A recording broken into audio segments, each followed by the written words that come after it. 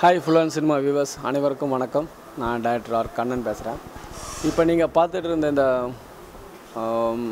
Location வந்து சேட்டை படத்தோட லொக்கேஷன். ஸ்பெஷலாக ஃபுல்லன் சினிமாவுக்கு மட்டும் அனுமதித்த ஒரு பெரிய ஒரு விஷயம் இது.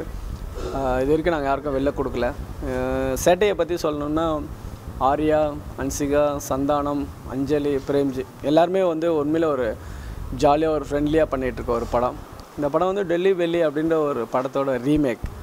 பட் ஆனால் நாங்கள் தமிழுக்காக நிறைய சேஞ்சஸ் பண்ணி ஒரு என்டர்டெயின்மெண்ட் ஃபிலிமாக, ஒரு ஃபேமிலி என்டர்டெயின்மெண்ட் ஃபிலிமாக தான் நாங்கள் இதை டிசைன் பண்ணியிருக்கோம். நிச்சயமாக உங்கள் எல்லாருக்கும் பிடிக்கும்னு நம்பிக்கை இருக்குது. சேட்டைங்க வந்து நீங்கள் பார்த்தாலே தெரியும்.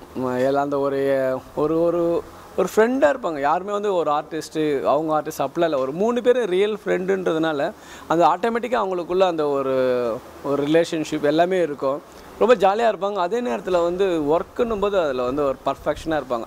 அவங்கவுங்க ஒர்க்கை வந்து இன்னும் என்ன மோல்டு பண்ணணுன்றதான் இருப்பாங்க. சந்தானம்லாம் பார்த்திங்கன்னா நாங்கள் ஒரு ஸ்கிரிப்ட் கொடுத்தோன்னா அது அவர் நைட்டை உட்காந்து அவர் இன்னும் கொஞ்சம் ஒரு எக்ஸ்ட்ரா டைலாக் ஆட் பண்ணி கொண்டு வருவார். ஸோ அந்தளவுக்கு ஒரு எஃபர்ட் எடுத்து சேட்டைகள் இருந்தாலும் அதே நேரத்தில் படத்தில் வந்து ஒரு கவனமாக எல்லோரும் ஒர்க் பண்ணிகிட்ருக்கோம். ரொம்ப நல்லா வந்துட்டுருக்கு. சாங்ஸ் மியூசிக் கம்போசர் வந்து எஸ் தமன். அவர் என்னோடய வந்தான் வெண்டானுக்காக தான் மியூசிக். ரொம்ப நல்லா பாட்டெல்லாம் போட்டு கொடுத்துருக்காரு.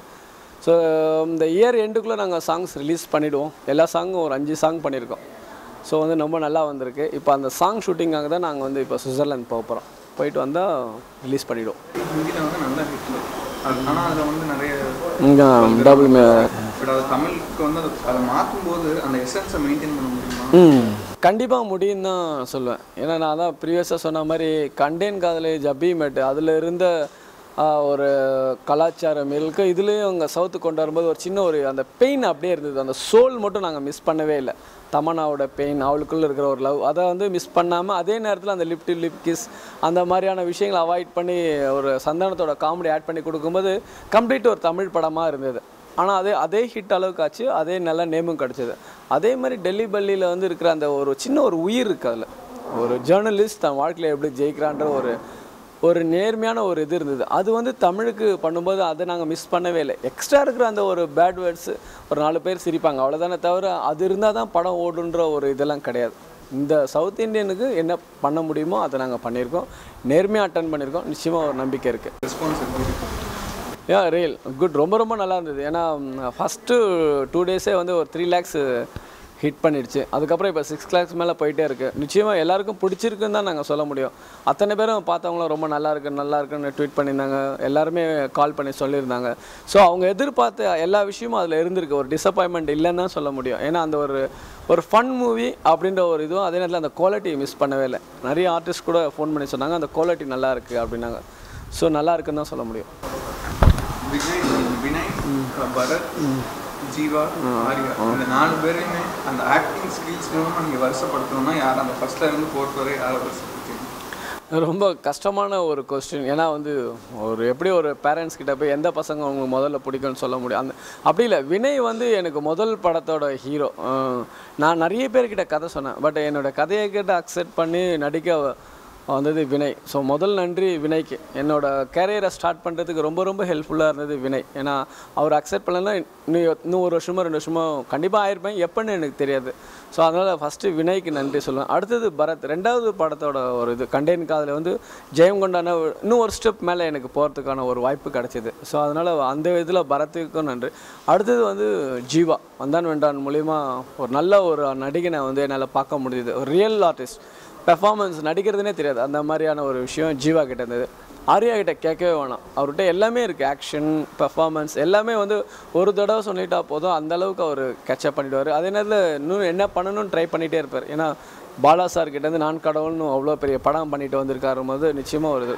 ஸோ இந்த 4 பேருமே பார்த்திங்கன்னா ஒரே நேர்கோட்டில் ஒன்றா தான் இருப்பாங்க நான் சொல்லுவேன். நியூ ஹீரோ வச்சு பண்ண முடியல. அதுக்கான ஸ்கிரிப்ட் இருந்தால் ரொம்ப நல்லாயிருக்கும். ஒரு ஸ்கிரிப்ட்டு ஒரு நியூ ஜெயம் கொண்டானே கிட்டத்தட்ட ஒரு அப்போ உன்னாலே ஒரு படம் தானே பண்ணியிருக்கார். அவர் விஜய் சாரை வச்சு நான் பண்ணலையே. ஜெயம் கொண்டான் வினய் வச்சு தானே பண்ணேன். அவரும் கிட்டத்தட்ட ஒரு நியூ கமர் மாதிரி தான் இருந்தார்.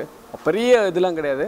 பட் உண்மையிலே வந்து ஒரு ஃப்யூச்சரில் கண்டிப்பாக நான் பண்ணுவேன் நியூ கமர் வச்சு. பட் அதுக்கான ஸ்கிரிப்ட் இருந்தால் நல்லாயிருக்கும். அந்த ஸ்கிரிப்ட் தான் வந்து அந்த ஹீரோ வேணுமா வேணாமான்னு டிசைட் பண்ணுறது. ஸோ நிச்சயமாக கண்டிப்பாக பண்ணுவேன். நீங்கள் படம் ப்ரொடியூஸ் பண்ணுங்கள். கண்டிப்பாக இப்போதைக்கு ஐடியாவே இல்லைங்க. ஏன்னா வந்து அது ஒரு பெரிய ஒரு கஷ்டமான ஒரு கிரியேட்டரை போய் வந்து உட்காந்துக்கிட்டு கையில் பெட்டியை கொடுத்துட்டு பணத்தை எண்ணிக்கிட்டு இருக்கேன்னு சொன்னால் சத்தியமாக முடியாது. ஃப்யூச்சரில் கூட இப்போல்லாம் ஐடியாவே இல்லை. நல்ல படங்கள் பண்ணணும், நல்ல கதை எழுதணும், நல்லா க்ரியேட் பண்ணணும், அதில் மட்டும் ஃபோக்கஸ்டாக இருக்கேன் நான். படம் பண்ணணும் அதெல்லாம் கண்டிப்பாக ஐடியாவே இல்லை. நிச்சயமாக இதுக்கான விடை வந்து இப்போ நான் அடுத்து ஒரு ஸ்கிரிப்ட் பண்ணியிருக்கேன், அலங்காரம்னு ஒரு ஸ்கிரிப்ட். அது வந்து சோஷியல் அவேர்னஸை க்ரியேட் பண்ணுற மாதிரி ஒரு படம் தான். ஆல்மோஸ்ட் முடிச்சிட்டேன். ஒரு 2 இயர்ஸாக அதுக்காக ஒர்க் பண்ணியிருக்கோம், நிறைய ரிசர்ச் பண்ணியிருக்கோம். ஒரு ஃபைனல் ஸ்டேஜுக்கு வந்திருக்கு. நீங்கள் அடுத்த வருஷம் வரும்போது இந்த கேள்வி நீங்கள் கேட்க மாட்டீங்க, ஏன்னா அலங்காரத்தில் அந்த பதில் இருக்குது. சேட்டை வந்து இந்த இயர் எண்டாக பொங்கலுக்கு நாங்கள் பிளான் பண்ணுறோம். மேக்ஸிமம் பொங்கலுக்கு வரதுக்கு நிறைய வாய்ப்பு இருக்குது. நிச்சயமாக எல்லாரையும் சந்தோஷப்படுத்தும். டீசர் சாங் ஏதாவது எதிர்பார்க்கலாமா?